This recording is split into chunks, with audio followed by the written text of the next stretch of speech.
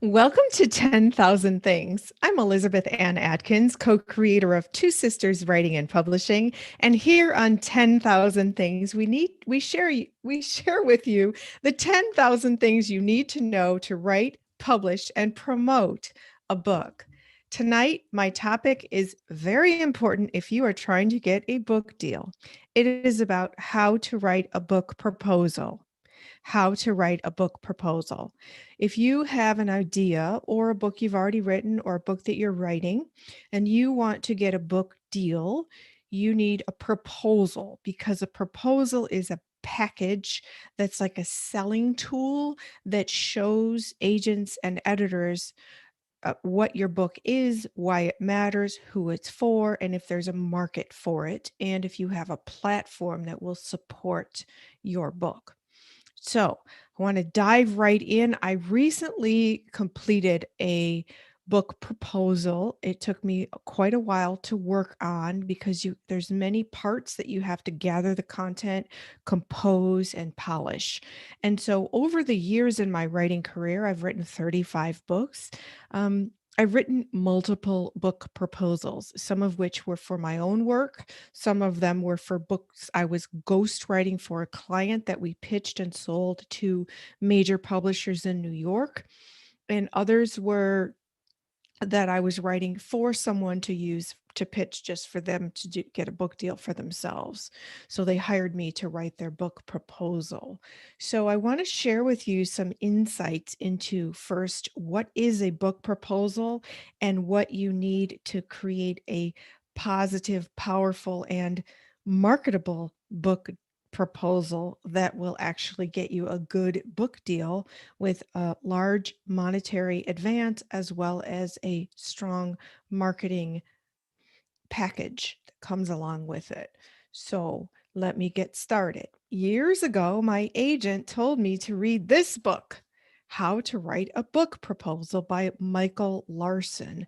That was decades ago, and this book is still very relevant and it's short, sweet, to the point, and very, very helpful. It breaks down what are the components of a book proposal, and so I want to share some of those with you with my own insights. First, when you're working on the book proposal, like with anything else, make sure you're in your high energy writing zone. Don't try to do this when you're tired because it's all, again, all these moving parts that you have to assemble, and you want every word on your proposal to pop and really impress the agent that you're trying to secure and definitely the editors that you are hoping to entice with your content to bless you with a book deal. So let's start. A book proposal is typically 35 to 50, 60, or even 70 pages. It just depends. You can look up and watch all kinds of videos that are going to tell you different order for things, different, styles and different. So just follow a structure that you think is organically best for the project that you're doing. But very importantly, a book proposal must have an overview. And the overview is like an introduction, a summary of why this book matters, what it is, what's the title, how many words is it, who is it for, why is it relevant right now, who is the author, and why should we trust them as the authority on this topic. So basically, you're going to write 1 to 2 pages in your overview, summarizing the entire magnitude of the project. And so that takes some wordsmithing because you've got a whole lot of stuff to compile in a compelling manner to really convince the editors and agents that this book is worthy of their investment. So this book is awesome because mine's falling apart because I've used it so many times. That happens with my books, but the introduction, the overview, and they list the different parts. And so you need a subject hook. Now, when we say hook, that means like, hook the reader. Like, I must read this. This really matters. You have your title and subtitle. You have your selling handle, which is sort of like the elevator pitch, the real short bang, this is why this book is important, the length, and whatever other special features you have in your book, such as a teaching section, a workbook, it's part of a series, this corresponds with a documentary, or whatever the special, unique features are of this book. You need to really emphasize those here. And so it's also important to talk about, and so you can read different instructions on book proposals, but you must include who is the target audience. Very important. Now, a lot of people, authors, they're like, this book is for everyone. It'll help us all. Well, you have to focus in on who exactly is your ideal reader. Who is this book really for? And you must define that, because publishers have marketing departments and they're going to target the marketing for those audiences. And they're also going to assess how ripe is that audience for this topic at this time. And that gets into the next area. Very, very important. You must have a whole section on promotions and marketing and market comparisons. So let's talk about market comparisons.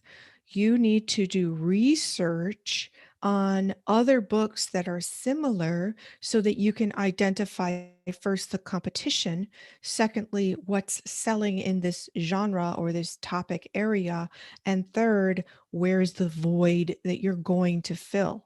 So you need to list those books. It's super easy now. You can just go on the book retail websites and see the bestseller rankings or not of other books on this topic.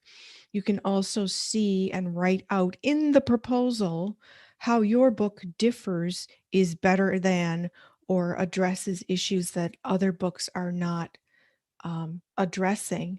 And so therefore you are filling a void. You need to really emphasize what differentiates your book on a certain topic if there are multiple books in the market on that topic.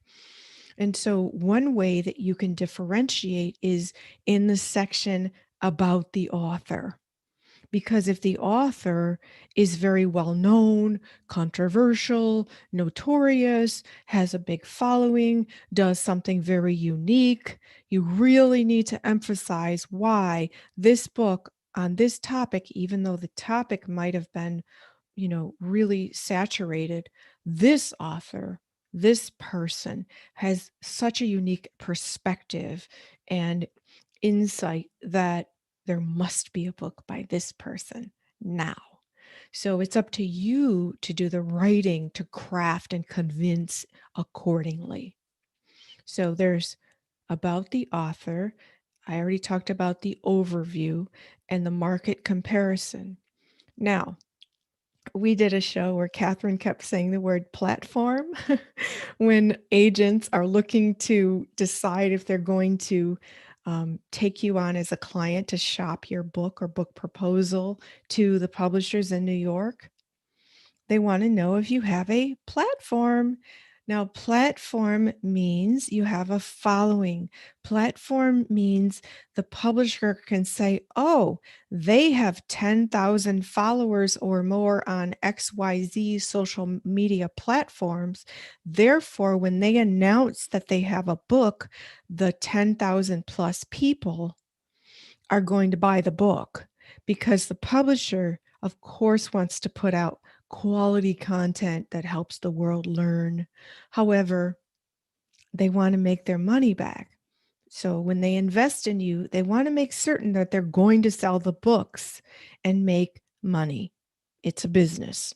And so they want you to have a platform, not to mention authors who don't have a platform and publish a book and don't sell the book because they haven't done the establishment of a foundation of buyers. It's depressing.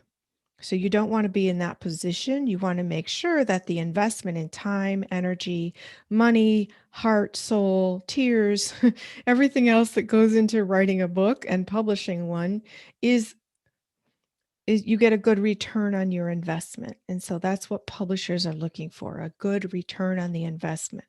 Just a quick side, when you sell a book to a publisher, they pay you in advance. So say it's $100,000. They pay you to buy the rights. They will own the rights to the book. They pay you to buy the rights to your book, and they typically pay a third upon signing the agreement, a third upon delivery of the complete manuscript, and a third upon publication of the book. Some publishers do quarters of the money, and some publishers do different mathematical formations with the advance, but that's been my experience, the thirds. And then you get royalties after the publisher earns back that $100,000. So you start to earn royalties after they earn their money back, and the royalties are a percentage of the sales. So clearly, selling a lot and starting with a platform is advantageous to them and you. And the bigger your platform, the perhaps larger the advance you may receive, because they see you as a very good investment with a guaranteed return on their investment. So here's where you, in your promotions section of the book proposal, you talk about your platform. Who is it? Where is it? How do they know about you? What's your interaction? Maybe you're a big podcaster.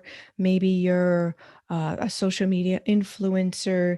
Maybe you are, it doesn't have to be online. It can be that you're an inspirational speaker or some type of trainer who has a very broad audience at universities or companies or organizations, nonprofits, whatever it is. There's so many ways to have a platform, but you have to explain what it is and how your book can be sold through that platform.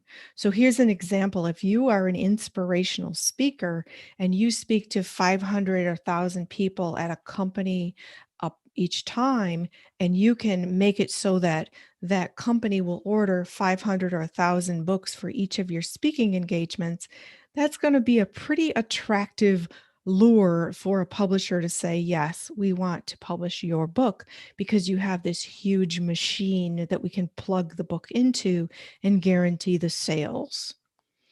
And so that's a powerful way, but really important, promotions. You must have a strategy. So if you're starting off with this brilliant idea that's never been done and you don't have a platform, sometimes book deals do happen. So it's really fascinating. I remember reading about this a few months ago. I was doing some more research on the book proposal, and then I read about this person in the New York Times where she had no platform. It was her first book. She met an agent by serendipity on an airplane and got $1 million book deal. That happens. But um, that's unless that happens, but for most people, you have to write a book proposal and go through the steps of getting an agent who loves your book proposal and can shop it to the acquisition editors at the publishing houses. So that's the typical way it works. So promotions are huge.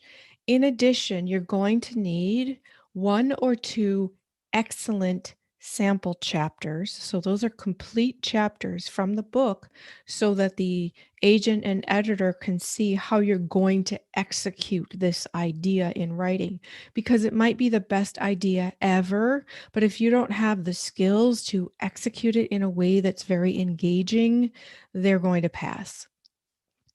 So you'll need 1 to 2 sample chapters, which you should select those chapters as really heart-wrenching or shocking or dramatic, parts of the book to really grab the attention and keep the attention of the reader. In addition to the 1 or 2 sample chapters in your book proposal, you're also going to need a chapter by chapter outline, which essentially lists all your chapters and has a short description of what each involves, what it includes, what it contains. And so clearly, this forces you, if you've not written the book already, this forces you to outline your book and really think about what is going to be in each chapter. What's the order? What's the flow? How am I going to make this cohesive and engaging? So it takes a lot of work, and that's why I said don't do it when you're tired. Do it when you've got your brain is on and popping in your genius zone, and take your time because you want it to be really, really excellent. So those are the major components of a book proposal. Back when I started writing book proposals, I would get them, and it was before the internet was big. I would get them bound at like FedEx Kinko's with the wire binding on the side, and then with a plastic cover, and it would be mailed. However, now it's all digital, so you can email it, which is really awesome. It saves time, money, and energy. But speaking of time, I highly recommend that you finish it and set it aside for a day or at least, and then go back and proofread it, because when you're in it, you can easily overlook any typos and things that you need to really fix. So don't just send the first draft. Make certain that you go back and polish it, proofread it, edit it, make sure it's as good as it can possibly be. So, if you have any questions about book proposals, I would be absolutely delighted. Please do drop me a comment here. As I said, there's many different opinions and formats for book proposals, but this book, How to Write a Book Proposal by Michael Larson, is a classic, and it's got all the content and instruction that you need to write a book proposal. So, I wish you the absolute best. I hope this has been helpful for you. Please subscribe to the channel, drop me a like with the thumbs up button, and drop me a comment if you have any questions, or tell me about how you're doing with your book proposals. I would love to hear that. So, thank you for watching today. I'm Elizabeth Ann Atkins here on 10,000 Things with Two Sisters Writing and Publishing. We teach you every Monday evening at 8 p.m. Eastern Time what you need to know to write, publish, and promote a book. So, I look forward to seeing you next Monday at 8 Eastern right here on the channel. So please subscribe and click the notification bell so you'll know every time we go live or upload a new video. Meanwhile, I wish you happy writing, happy reading, and good luck with your book proposal. See you next time.